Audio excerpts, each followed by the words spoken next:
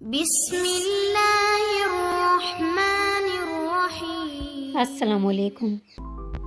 ماضی میں کیے گئے گناہوں کو یاد کریں اور خاموشی کے ساتھ ان کی معافی مانگتے رہیں۔ ایسے ہی لوگوں میں اعلان نہ کرتے پھریں کہ میں بڑا گنہگار ہوں۔ اپنی انا کو کسی شخص کے سامنے ختم کرنے کا نام عشق مزاجی ہے۔ اپنی انا کو سارے زمانے کے سامنے ختم کرنے کا نام عشق حقیقی ہے۔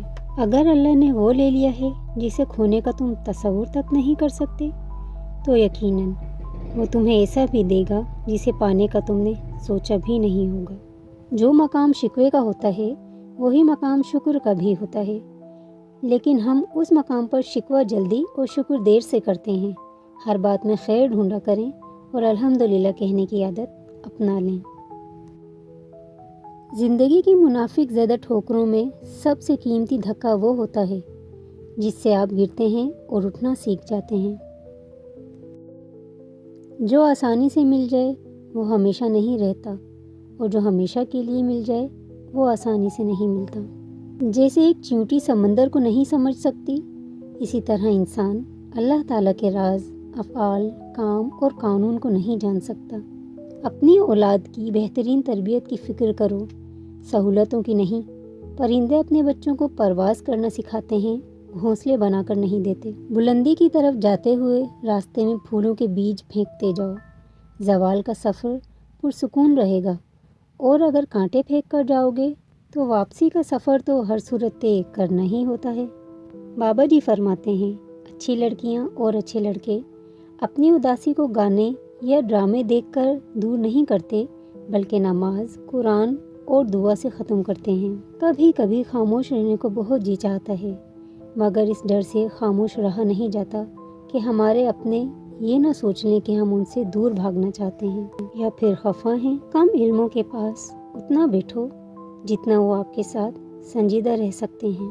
کچھ لوگ نظر کی روشنی کی طرح ہوتے ہیں، وہ ساتھ ہوں تو اندھیروں میں بھی راستے مل جاتے ہیں۔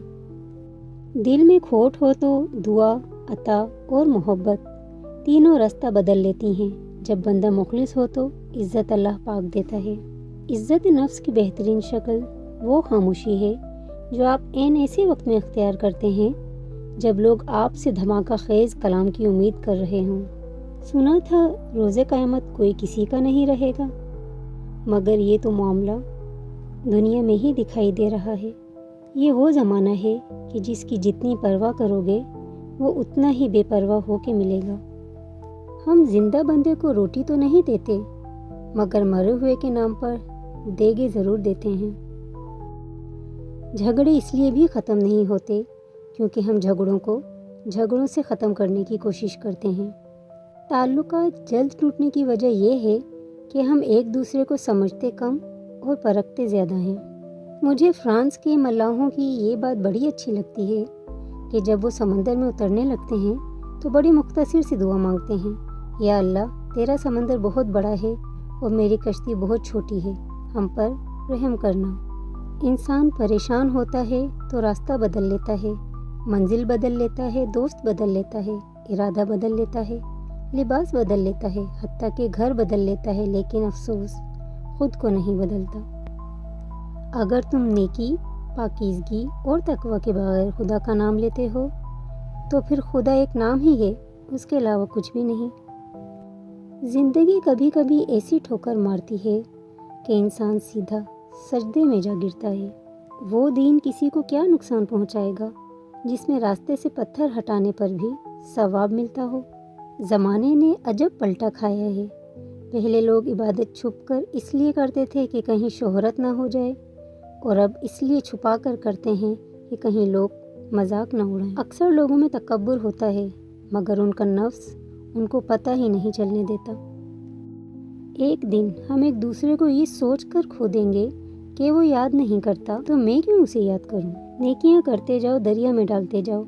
جب کبھی زندگی میں طوفان آیا تو یہی نیکیاں کشتی بن جائیں گی۔ انسان پر کئی طرح کا بوجھ ہوتا ہے۔ ہمارے اوپر سب سے بڑا بوجھ تکبر کا ہوتا ہے، اور ہم یہ جانے بغیر کہ خدا کے نزدیک کون بڑا ہے اور کون گھٹیا، فیصلے خود ہی کرتے رہتے ہیں۔ شدید دکھ ہوتا ہے جب ہم کسی پر اندھوں کی طرح اعتماد کریں اور وہ ثابت بھی کر دے کہ ہم واقعی اندھے ہیں۔